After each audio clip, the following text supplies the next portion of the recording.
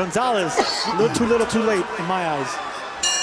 They go the full 10, Algieri and Gonzalez here in the Big Apple.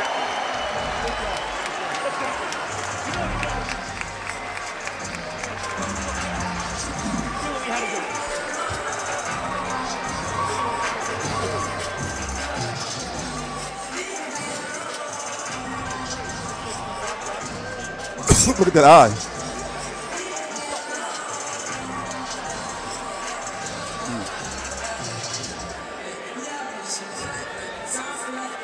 Let me mute it. Right now, it is 8:45 p.m. Eastern Standard Time, Friday, January the 19th, 2019.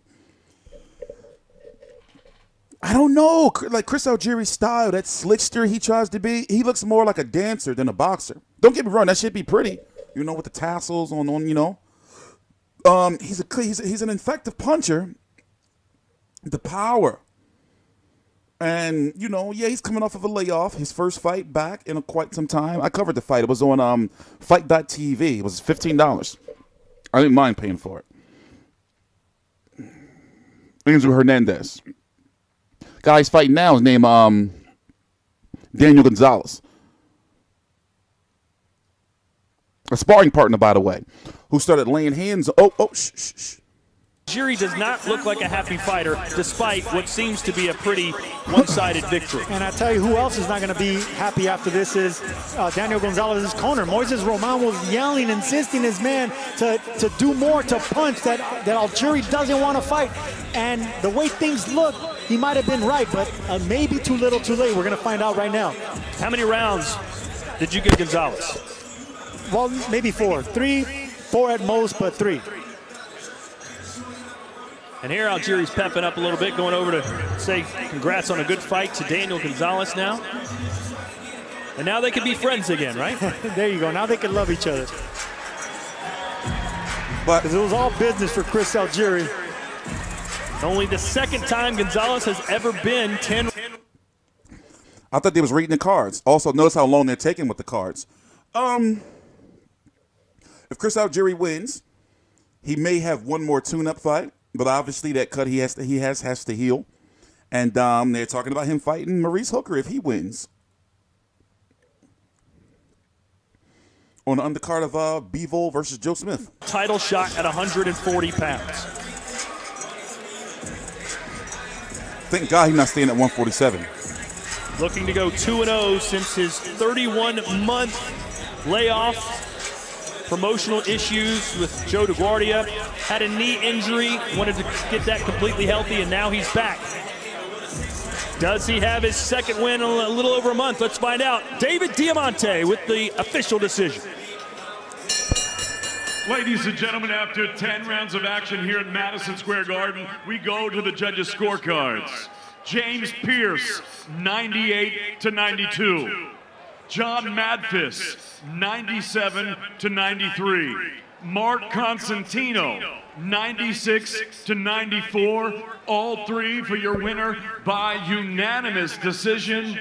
And the new WBO International Junior Welterweight Champion, the pride of Huntington, the Fighting Collegian, Chris Algieri. The question now, Sergio, after he gets that unanimous decision win, is he ready for a Mo Hooker type of fighter? Not the way he looked tonight. He started off too aggressively, but he ended. Yeah, you know what I mean?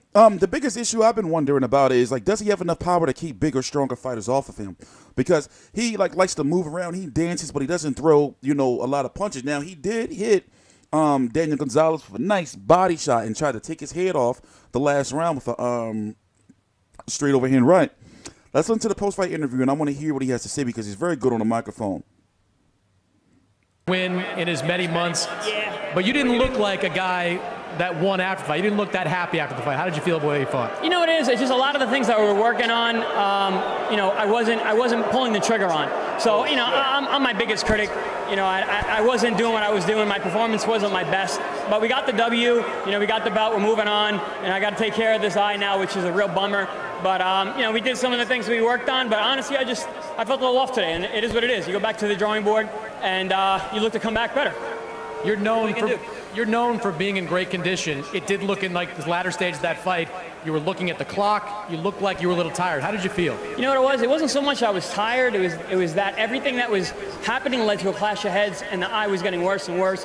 And I really want to make sure that I can come back and stay busy like the plan has been. You know, this is going to take some time, but it's not that bad. You know, so I think we can come back in a relatively short amount of time, get some much-needed rest, and get a proper camp, and move forward. You mentioned that proper camp. This is your second time working with Andre. What kind of things do you guys both need to work on before your next fight? I think first and foremost, we need a longer camp.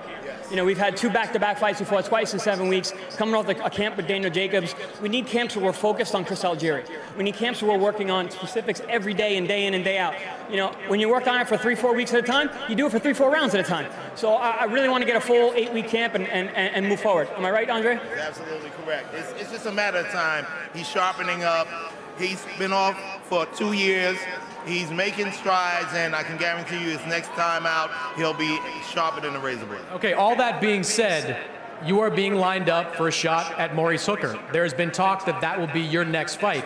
After this fight, do you feel like you're ready for a Maurice Hooker? Like I said, as long as I get a proper camp, the thing about me is I can turn it up when I need it. You know, and I've always been that guy. I've been the guy that can prepare properly, go out there and pull off the unexpected. And that's where we're looking to go from here. Congratulations, Chris. Thank you, Chris.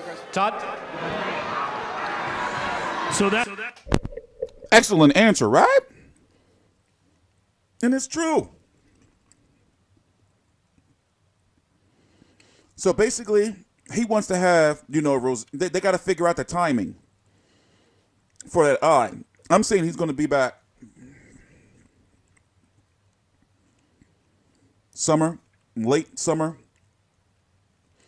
And they got to work around Danny Jacobs' schedule because Danny Jacobs trained by Rozier's fighting Canelo. A video I'm going to do. I like Chris Algieri, but I'm not. He could beat Maurice Hooker.